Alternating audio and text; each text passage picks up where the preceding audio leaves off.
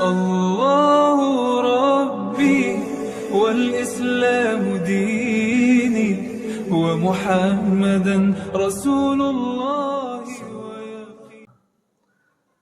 Jadi diri kita ini Bapak Ibu, zahir dan batin.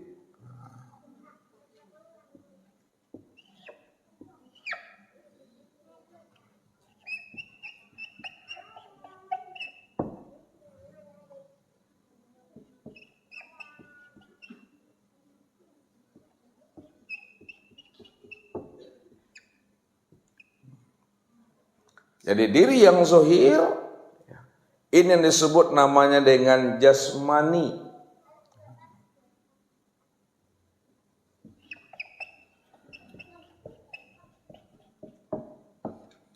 Sedangkan diri yang batin disebut namanya ruhani.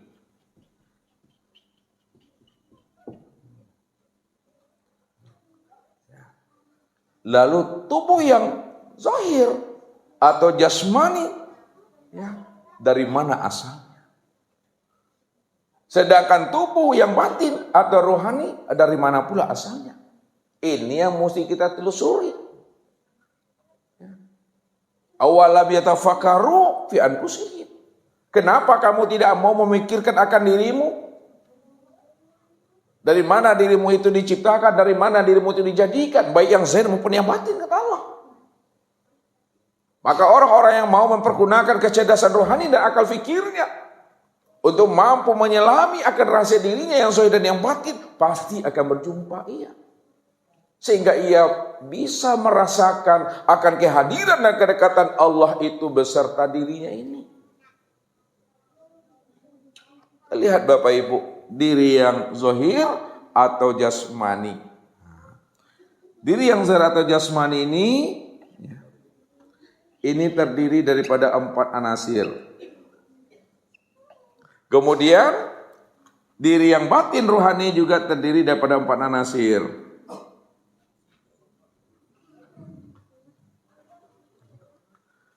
Sekarang anasir yang zahir. Anasir yang zahir itu terdiri daripada api, angin, air, tanah.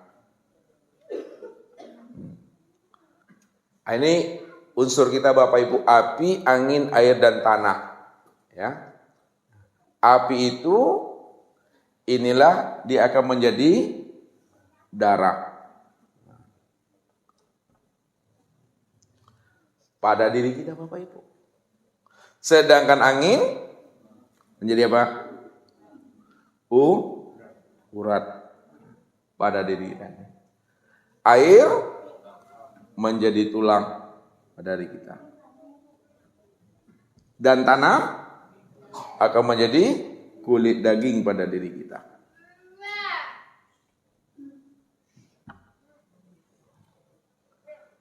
Ini namanya anasir yang zahir.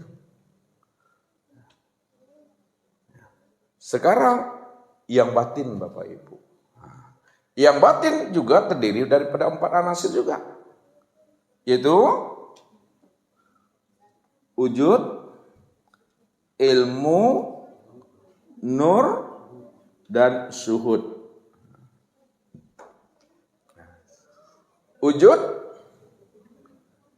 itu adalah zat.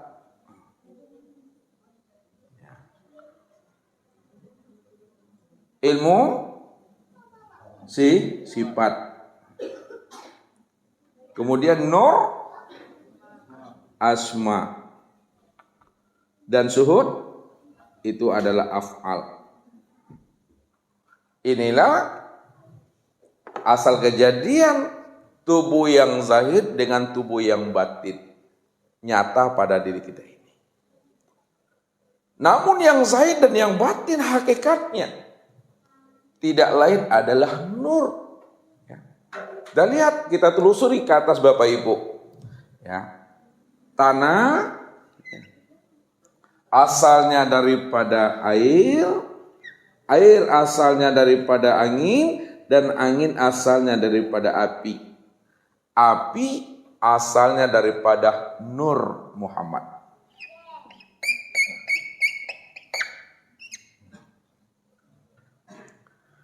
Begitu juga yang batin. Ya. Suhud, ilmu, nur, dan wujud. Itu juga asalnya adalah nur. Inilah asal kejadian yang batin.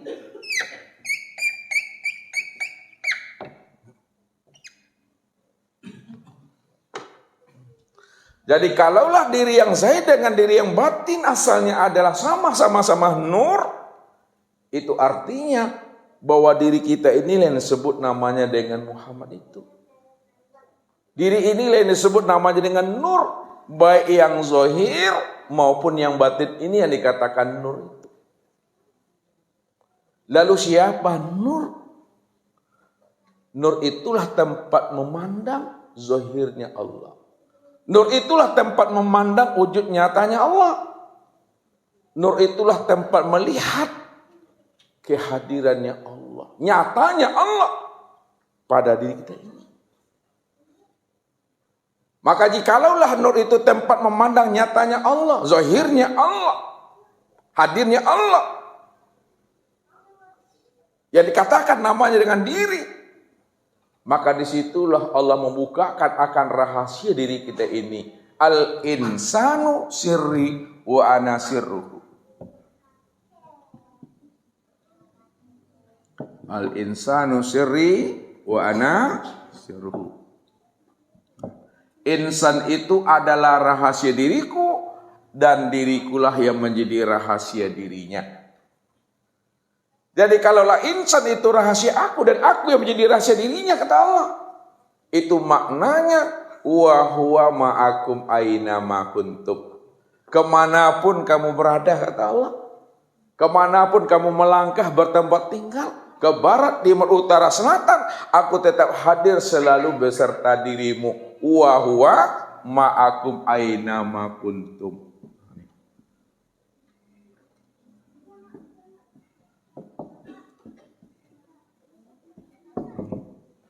Aku selalu hadir beserta dirimu di mana saja kamu berada.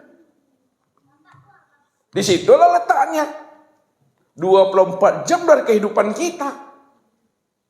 Kita ini tidak luput daripada pengawalan Allah. Tak luput kita daripada pemeliharaan Allah. Dan rasa Tuhan yang ada pada diri kita. Ini yang mesti kita hidupkan. Ini yang mesti kita instalkan ke dalam diri. Sehingga kita betul-betul mengatakan dalam itikad batin kita, Innallah ma'ana. Allah beserta diriku. Sehingga hubungan kita dengan Allah, Allah dengan diri kita, jauh yang tidak berantara, dekat yang tidak bersentuhan. Ini yang membuat hidup kita selalu akan menjadi rahmatan fil alamin dalam kehidupan dunia. Kalau kita ambil hikmah yang terdalamnya Bapak Ibu, dari makna wa huwa ma'akum aina ma kuntum. Setelah Bapak Ibu mengenal namanya yang zahir dengan yang batin, lalu kita pahamilah makna yang tersurat dan yang tersirat di balik ayat ini. Wa huwa ma'akum. Dirimu dengan aku tidak pernah berjarak, kata Tuhan. Kita lihat. Wa huwa itu zat. Zat, wa itu zat, dan dianya siapa tuh? Allah. Itu zat. Ma'akum, kamu itu sifat.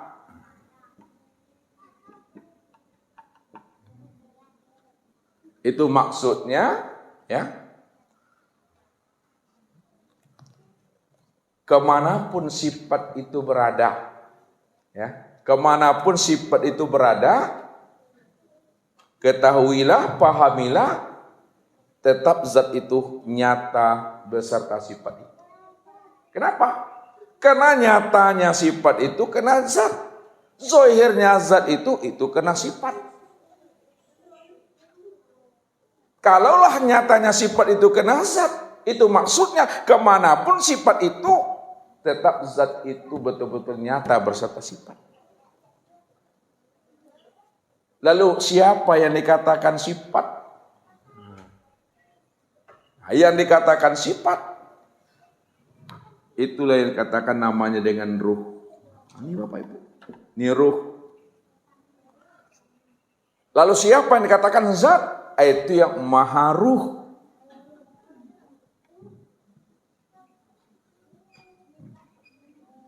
Jadi zat adalah maha ruh dan sifat itu adalah ruh. Makanya antara maha ruh dengan ruh, zat dengan sifat, dia tidak pernah berpisah dan bercerai Bapak Ibu. Kenapa? Karena ruh itu tidak lain tajalli daripada maha ruh. Sifat itu tidak lain adalah tajalli kenyataan zat. Kalau diberi namanya yang ruh tadi dengan yang maha ruh, yang ruh inilah yang disebut namanya dengan Muhammad. Yang maha ruh itu yang disebut namanya dengan Allah. Makanya Allah dengan Muhammad tidak pernah berpisah Bapak Ibu. Itulah maksudnya wa huwa ma'akum aina ma kuntum. Ya, dimanapun dirimu berada hai Muhammad, aku tetap selalu menyertai akan dirimu.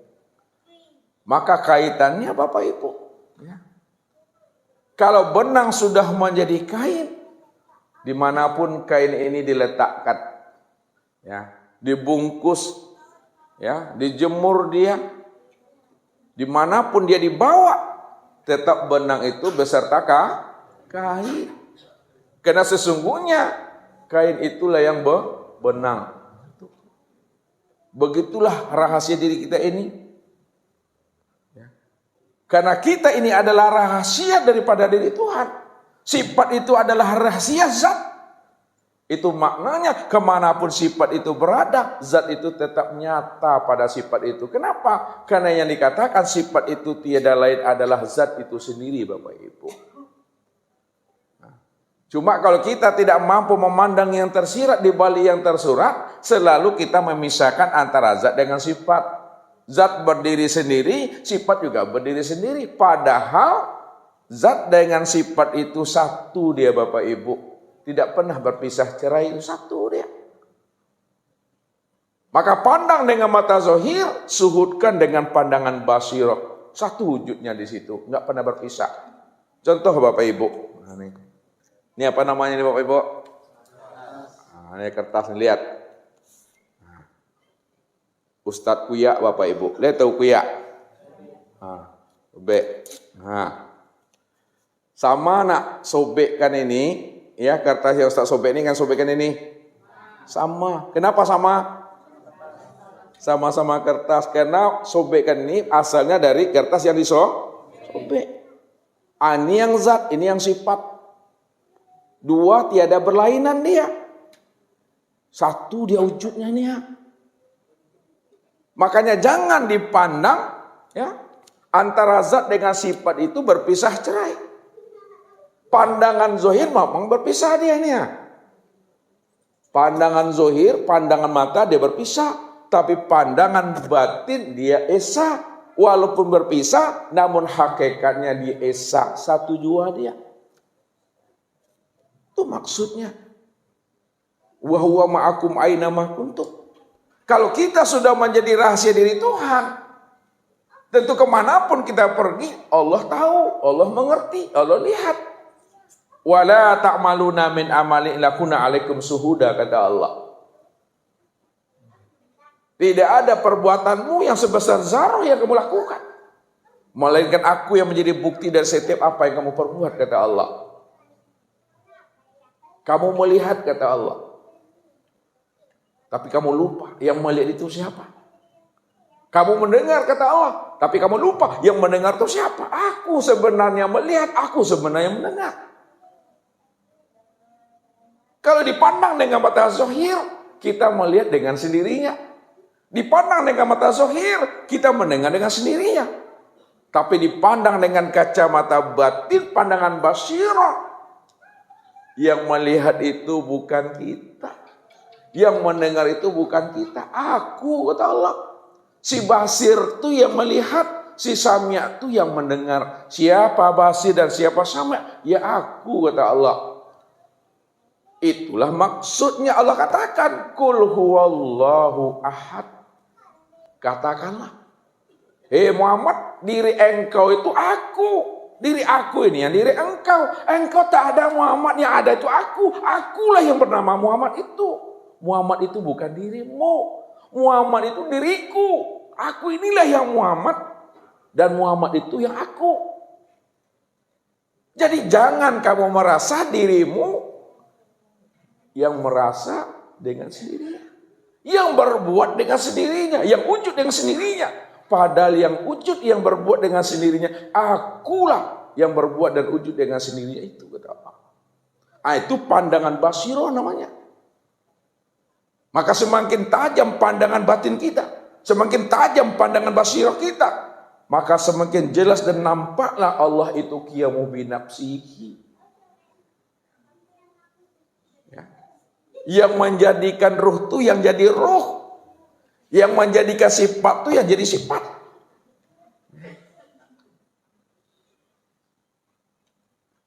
Ini yang mesti dipahami. Satu dia wujudnya. Cuma berganti nama saja Bapak Ibu. Ya, berganti tempat duduk namanya. Orangnya itu juga tuh. Ustadz tegak di sini ha. Lalu Ustadz geser posisi Ustadz ini. Sama nak orang yang di sini dengan di sini tadi? Sama, Ustaz juga. Maka kenalilah akan diriku, kata Allah. Ini yang diingatkan oleh Nabi bahwa Rasulullah itu senantiasa bertahwil, berganti bentuk dan rupa dalam bentuk wujud yang berbeda. Dalam bentuk wujud yang lain. Walaupun dalam bentuk wujud yang berbeda dan wujud yang lain, namun wujud yang berbeda dan wujud yang lain itu dirinya juga Bapak Ibu. Tidak ada siapa-siapa. Pandangan zohir disebut namanya Muhammad. Pandangan batin disebut Allah. Pandangan zohir disebut namanya manusia. Pandangan batin disebut namanya Allah. Jadi kita memandangnya zohir dan batin. Zohir manusia namanya. Batin Allah namanya. Begitu memandangnya itu. Namun yang zahir dengan yang batin itu esa. Makanya nyatanya zohir itu kena batin. Ya zohirnya batin itu kena zohir. Namun dia esa satu dia Bapak Ibu. Kalau dia esa dia satu, maka sesungguhnya yang zohir itulah sebenar-benarnya yang batin. Itu yang dimaksud untuk melihat yang batin. Lihatlah kepada yang zahir. Karena yang zahir itulah sebenar-benarnya diri yang batin itu. Begitu kita memandang akan Allah itu sudah nyata pada diri kita ini. Kalau dia zahir bernamanya siapa? Muhammad. Kalau dia batin bernama Allah dia. Kalau dia ingin dikenal, maka dia menamai dirinya dengan Muhammad. Kalau dia tidak ingin dikenal, tidak ingin dilihat, maka dia menamai dirinya dengan Allah. Ini yang Ustaz bilang tadi itu. Ganti nama aja dia. Ganti tempat duduk aja dia tuh. Namun hakikatnya dirinya cuma satu dia Bapak Ibu. Itu yang diri kita itu. Maka pantaslah kita apabila kita berzikir, ya, lalu kita mencucurkan air mata. Kalau kita berzikir, hati kita itu mahabbah dan rindu. Kenapa hati kita ini mahabbah dan rindu? Kenapa mata kita ini bercucuran air mata? Karena nama yang kita sebut, kita sudah mengenal siapa orangnya. Tidak lain sudah sempurna pada diri kita ini. Itu yang membuat kita dengan Allah itu bermanja-manja itu. Bermahabbah itulah dia sebenarnya. Jadi nggak pernah kita berpisah cerai dengan Tuhan. Maka jangan ceraikan Allah dengan Muhammad, jangan pisahkan Muhammad dengan Allah. Jangan ceraikan Allah dengan manusia. Jangan pisahkan manusia dengan Allah. Satu dia. Bukan berarti Bapak Ibu Allah itu mesti dipahami. Ya. Makanya belajar ilmu ma'rifat bukan ingin jadi Allah. Belajar ilmu ma'rifat bukan pula ingin ngaku-ngaku Allah. Tapi belajar ilmu ma'rifat itu untuk mengenal dan memahami diri kita tiada dan yang ada itu hanya diri Allah. Kalau Allah cuma yang ada, maka adanya diri Allah sudah nyata pada diri sendiri. Namun diri sendiri bukanlah kenyataan diri kita. Namun kenyataan nyatanya diri Allah sudah berupa insan. Maka insan itulah panggilan diriku yang telah nyata kesempurnaannya. Nah, jadi insan itu panggilan yang sudah sempurna bagi panggilan diri Tuhan. Jadi orang yang sudah mampu menembus akan jati dirinya sebenarnya. Disitulah dia itu bisa menjadi rahmatan lil alamin Bapak Ibu. Karena ada lagi yang terpandang pada diri dan di luar diri. Melainkan yang terpandang hanya satu juga wujudnya itu Allah. Kalau ada terpandang wujudnya Allah Bapak Ibu, dari Allah, bagi Allah, dan untuk Allah, mana ada kita ini akan melakukan hal yang keji lagi Bapak Ibu. Pasti akan menjadi rahmatan lil alamin. Ya, makanya orang tua kita selalu memberikan simbol-simbol, ya, perumpamaan-perumpamaan, kias-kias, selalu dengan kata bersayap. Ya. Kalau kita ingin cubit juga orang, cubitlah diri sendiri dulu. Kalau sakit rasanya aja dicubit orang. Nah, itu. Kalau awak membuli-buli orang, mencibir-cibir orang, cibian diri awak dulu, rancak nak. Kalau indah rasanya aja dicubit-cubir orang. Balik kepada diri Bapak Ibu. Jadi apa yang kita lakukan itu ibarat melempar bola, ya, bola kasti ke dinding tengah. Ustaz ambil bola, Ustaz lemparkan ke dinding itu. Kamu pulang itu? Balik ke diri surang Bapak Ibu. Itu semua itu. Makanya Allah katakan apa? In ahsantum li anfusikum wa in asatum falaha. Siapa yang berbuat baik, siapa yang melakukan kebajikan, maka perbuatan baik dan kebajikan yang ia lakukan itu akan berpulang kembali kepada dirinya sendiri. Wa in asatum falaha. Barang siapa yang berbuat jahat dia, berbuat keji dia, berbuat maksiat dia, maka perbuatan jahat, keji dan maksiat itu juga akan berpulang kepada dirinya. Jadi kalau kita sadar perbuatan keji, perbuatan jahat itu berpulang kepada diri kita, apakah mungkin Bapak Ibu secara logika dan rasionya Bapak Ibu mau menzolimi diri sendiri? Kan tak mau. Itu logika. Jadi jangan ditenggelamkan diri kita ini, ya, dengan lautan dosa dan maksiat. Allah ingin derajat kita ini tinggi. Allah ingin derajat kita itu betul-betul mulia. Allah yang pingin, Allah yang mau. Tapi kalau kita tidak pingin dan tidak mau, maka rugilah kita. Kita sendiri yang akan menzolimi dan merendahkan akan diri kita ini di mata Allah. Inilah orang yang tidak mau mempergunakan akal fikirnya. Orang yang tidak mau mempergunakan akal fikirnya, kata Allah, inna syarab dawabi indallah summum bu'mun umyum fahum la yarji'un.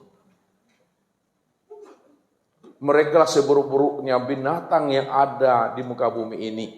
Itulah mereka yang tuli, mereka yang bisu, mereka yang buta. Mereka tidak tahu jalan pulang dan kembali kepada Aku, kata Tuhan. Mereka telah menghinakan akan dirinya sendiri. Ini yang kita pegang Bapak Ibu sampai habisnya usia umur kita ini. Jaga kebeningan hati kita, jaga kebersihan jiwa kita.